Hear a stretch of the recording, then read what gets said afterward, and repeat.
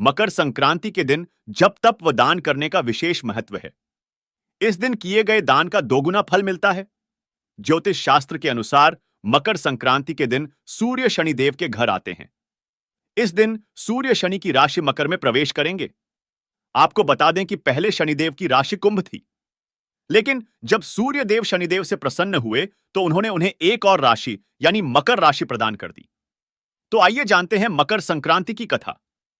मकर संक्रांति की कथा पौराणिक कथाओं के अनुसार सूर्य देव और शनिदेव में अच्छे संबंध नहीं थे। दरअसल इसका कारण था सूर्य देव का शनि की माता छाया के प्रति उनका व्यवहार। दरअसल शनिदेव का रंग काला होने के कारण सूर्य देव ने उनके जन्म के दौरान कहा था कि ऐसा पुत्र मेरा नहीं हो सकता।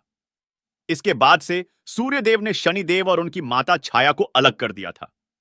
जिस घर में वह रहते थे उसका नाम कुंभ था।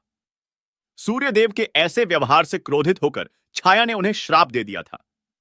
माता छाया ने सूर्यदेव को कुष्ठ रोग का श्राप दिया था, जिससे क्रोधित होकर सूर्यदेव ने छाया और शनिदेव का घर जलाकर राख कर दिया था।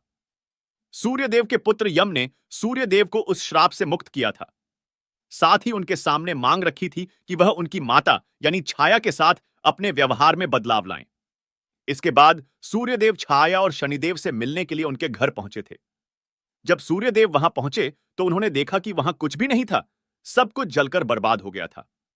इसके बाद शनिदेव ने काले तिल से अपने पिता का स्वागत किया था। शनिदेव के ऐसे व्यवहार से प्रसन्न होकर सूर्यदेव ने उस दिन उन्हें नया घर दिया जिसका नाम था मकर। इसके बाद से ही शनिदेव दो राशियों कुंभ और मकर के स्वामी हो गए। शनिदेव के इस व्यवहार से प्रसन्न होकर सूर्यदेव ने उन्हें यह भी कहा कि जब भी वह मकर संक्रांति के मौके पर उनके घर आएंगे तो उनका घर धन धान्य से भर जाएगा। उनके पास किसी भी वस्तु की कमी नहीं रहेगी।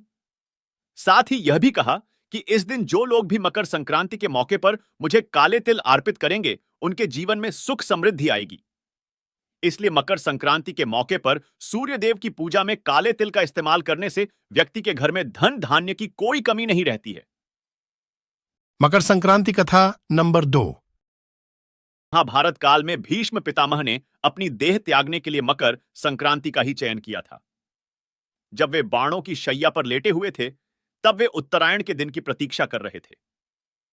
उन्होंने मकर संक्रांति की तिथि पर ही अपना जीवन त्यागा था। ऐसा कहते हैं कि उत्तरायण में देह त्यागने वाली आत्माएं कुछ पल के लिए देवलोक चली जाती हैं या फिर उन्हें पुनर्जन्म के चक्र से छुटकारा मिल जाता है। मकर संक्रांति कथा नंबर 3। एक बार कपिल मुनि पर भगवान इंद्र के घोड़े चोरी करने का झूठा आरोप लगा दिया गया था। इस बात से क्रोधित होकर अर्षि ने राजा सगर के 60,000 पुत्रों को भस्म होने का श्राप दे दिया था।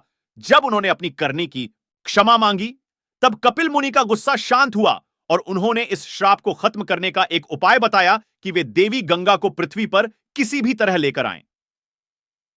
इसके बाद राजा सगर के पोते अंशुमान और राजा भगीरथ की कड़ी तपस्या से प्रसन्न होकर मां गंगा प्रकट हुईं। मान्यताओं अनुसार जब राजा सगर के 60,000 पुत्रों को मोक्ष की प्राप्ति हुई थी तभी से मकर संक्रांति का पर्व मनाया जाता है। ऐसे ही एजुकेशनल वीडियो के लिए कृपया इस चैनल को लाइक, सब्सक्राइब एंड शेयर कीजिए। धन्यवाद।